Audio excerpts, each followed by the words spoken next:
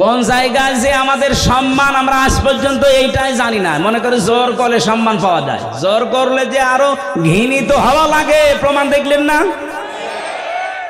তিনজন স্বৈর শাসকের নাম এই কয়দিনে আমরা দেখতে পেলাম। বাশার আল আসাদ, এরপরে এই যে আফগানিস্তানের কি যেন নাম ছিল, আশরাফ ঘানি, আর আমাদের এটার নাম তো আমি মুখে নিয়ে আসতে চাই না, ও সাথে আমার দরকার নেই। যারা জোর করে টিকে থাকতে চেয়েছিল সম্মান পাওয়ার জন্য, দেখেন আল্লাহ কি ঘৃণিত করে দিয়েছে। এখনো অনেকে ধান্দায় আছেন যে না বুবু ঘুরবে। বুবু ঘুরবে মানে? তাহলে আফগানিস্তান থেকে যে পালিয়ে গেল ও তো ঘুরতো, ও ঘুরেছে। এই যে কাজকে না কাজকে মনে হয় পালিয়েছেন, এইটা তো আর ঘুরতেছে না। সুতরাং উনি গেছে তো গেছে, ও ঘোরার আর কোনো পদ্ধতি নেই। পৃথিবীতে আমরা যাদেরকেই পালাতে দেখি, এই যে লক্ষণ সেন 805 বছর আগে পালিয়েছে, আজও ঘুরে আসেনি। হয়তো পড়িয়ে ফেলেছে, নাই কুকুর শিকালের খাবার হয়েছে। এই জন্য যারা পালিয়ে যায় ওদের ভেতরে সৎ সাহস নেই, এই জন্যই পালায়। ওরা যে ঘুরে আসবে কোন মুখে আসবে? সেদিন সিলেট মৌলভী বাজার থেকে ওরা আমারে দিয়ে গেল মাহফিল ধরার জন্য হেলিকপ্টারে। এই পাশে যে হুক থাকে, পাইলটকে বলছিলাম যে ভাই এই যে হালকা হুক দেওয়া, এ আবার পড়ে যাব না তো? বসে ওখানে হাত দিন, হাত দিলে যদি খুলে যায় তাহলে আপনি কিন্তু পড়ে যাব। তখন আমরা ব্রাহ্মণবাড়িয়া পার হচ্ছি, মনে মনে ভাবছিলাম আল্লাহ, 2 বোন পালিয়ে গেল, একটু খুলে যেতে পারল না। যদি একটু খুলে যেত, কার সামনে যে পড়তো, পিটিয়ে মেরে ফেলতো জনগণ। কথা বলি না কেন? ওই সময় মনে মনে ভাবছিল না আমারটা যেন না খোলে, অন্তত ওরা 2 বোনের যদি একটু খুলে যেত।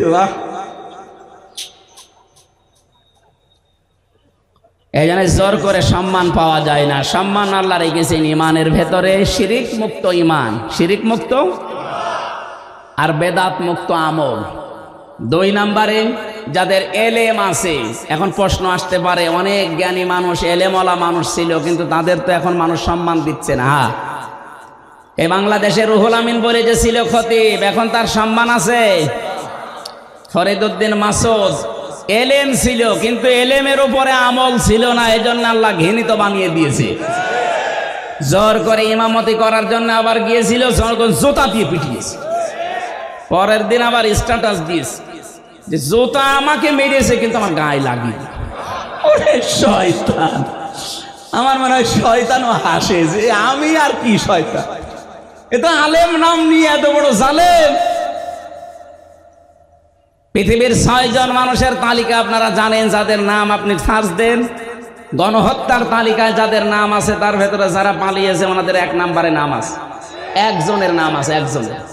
ওখানে হিটলারের নাম পাবেন, চেঙ্গিস খানের নাম পাবেন, যার কাছে পালিয়ে গেছে ওনার নামও আছে, যে গেছে তার নাম আছে, আর বাকি 2 জনের নাম আমি বলবো না। এখন যদিও সমস্যা নেই, তারপরও এটা আন্তর্জাতিক বিষয়। পরে যাদের নাম বললাম এদের নামে একেবারে আদা জল খেয়ে গালি দিলেও অসুবিধা নেই। এজন্য গণহত্যার তালিকায় যাদের নাম, এই মানুষগুলোর বিচার যদি না হয়, পৃথিবীতে আরো অনেককে আমাদের হারানো লাগবে। এজন্য আমরা চাই খুব তাড়াতাড়ি গণহত্যার অন্তত বিচার হোক। 2732 জন মানুষ হত্যার সাথে এরা জড়িত। এই কথা বলেন না কেন? 2780 জন মানুষকে পঙ্গু করার পেছনে এরা দায়ী। কারো আজ হাত নেই, কারো পা নেই, চোখ নেই, অন্ডকোষ উড়ে গেছে।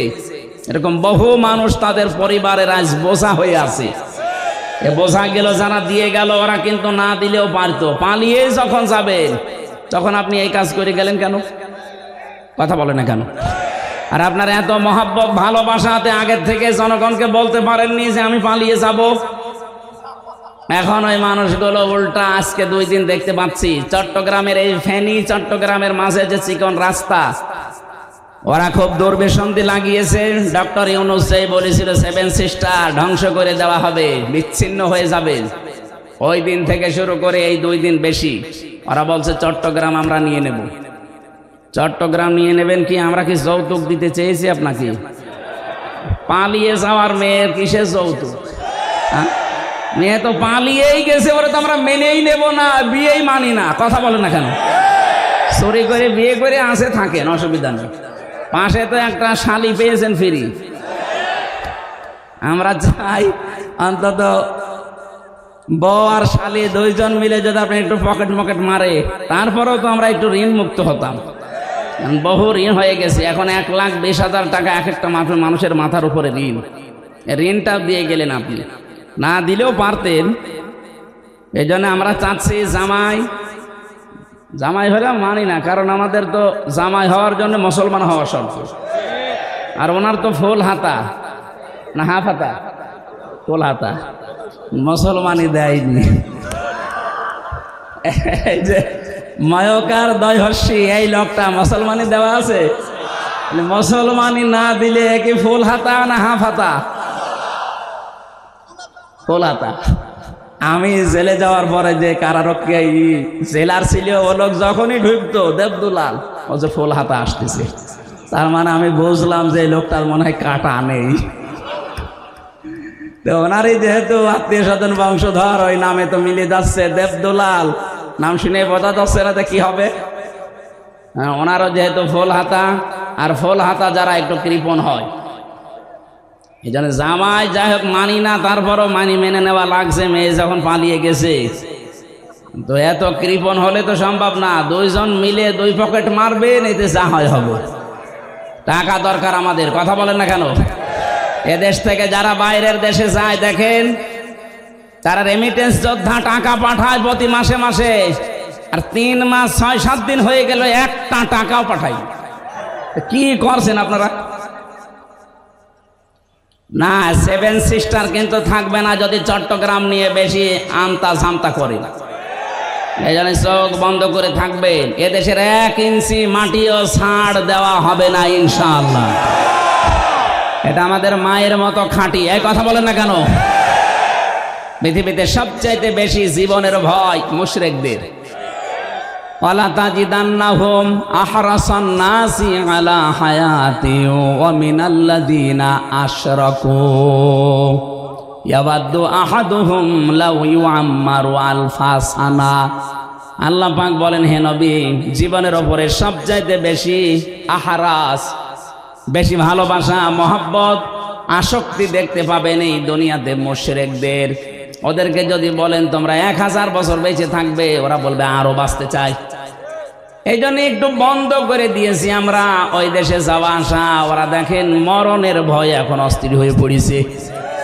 2-1 দিন দেখছেন না দাদারা কি শুরু করেছে। এই জন্যে কথা বলা এইটাই আমার শেষ। আবার কথা বলতে পারবো কিনা জানি না।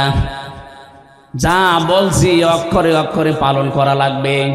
দুনিয়াতে যদি আপনি জ্ঞান অনুযায়ী সত্যি আমল করতে না পারেন, হয়তো সামনাসামনি দেখে আপনাকে অনেকে সম্মান করতে পারে। দিন যত যাবে আপনার সম্মান আল্লাহ একেবারে তলানিতে পৌঁছিয়ে দেবে। আল্লামা দেলাওয়ার হোসাইন সাইদি রহমতুল্লাহ আলাইহি শহীদ, এই লোকটা দুনিয়া থেকে বিদায় নিয়েছে ঠিক। দিন যত যাচ্ছে তার জন্য দোয়া বাড়তেছে। কথা বলেন না কেন? আর জালেম সেই কয়টা বিদায় নিলে ওই কয়দিনে, ওরাও তো ছিল ক্ষমতায়। ওরা দিন যত যাচ্ছে মানুষের ঘৃণা তত বেশি হচ্ছে তাদের প্রতি। এই জন্য যারা এলেম অনুযায়ী আমল করেননি তারা আলেম না, তারা আল্লাহর কাছে জালেম। কোরআনে কারীম জানাচ্ছে সূরা বাকারা 1 নাম্বার পারার 20 নাম্বার পৃষ্ঠা 13 নাম্বার লাইনের 140 নাম্বার আয়াতের প্রথম অংশে আছে, ওমান আযলামু মিম্মান কাতামা শাহাদাতান ইনদাহু মিনাল্লাহ। আল্লাহ পাক বলেন, তোমরা বড় জালেম দেখতে চাও? সবচাইতে বড় জালেম আমি আল্লাহর কাছে ওই লোকটা যাকে আমি আল্লাহ কোরআনের জ্ঞান দিয়েছিলাম, এটা জানার পরও দুনিয়ার স্বার্থ পেয়ে গোপন করে দিয়েছে। ছোট জালেম না, আফজাল ইসমে তাফজিল, আসলাম। সুতরাং এই দেশেই 15.5 বছরে জালেমদের 5 আটা গোলামি যারা করেছেন, এত বড় বড় জালেমদেরকে যারা কওমি জননী উপাধি দিয়েছেন, আল্লাহর কসম আপনি আল্লাহর কাছে আলেম না জালেম। তাও ছোট জালেম না বড় জালেম? তো এদের সম্মান দিন যাবে আরো কমতে থাকবে না বাড়বে? ইয়ারফা দিয়েছেন আল্লাহ এই কারণে। এই জন্য যাদের নাম আমি জানি না, অনেকের জানি, সম্মান মর্যাদা কামনা করছি ঈমান এবং জ্ঞানের উপরে আমল করার কারণে। আল্লাহ যেন অবশ্যই আয়াতটা আমাদের সবার জীবনে কার্যকর করেন, বলেন আমিন।